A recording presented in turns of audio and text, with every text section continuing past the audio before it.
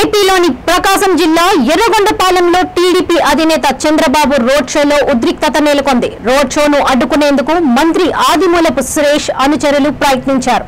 మంత్రి camp office దగ్గర నల్ల బెలూన్లతో నిరసన తెలిపారు.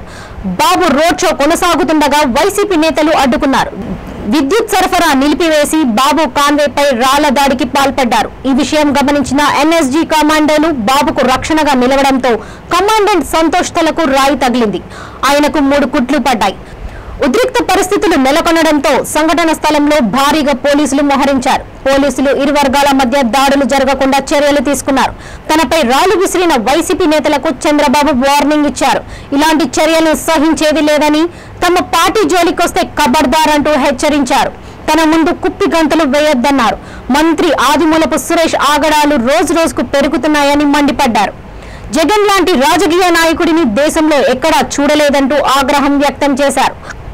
వర్షంలోనూ చంద్రబాబు రోడ్ షో కొనసాగింది. రోడ్ షోలో పార్టీ శ్రేణులు, స్థానికులు పెద్ద ఎత్తున పాల్గొన్నారు.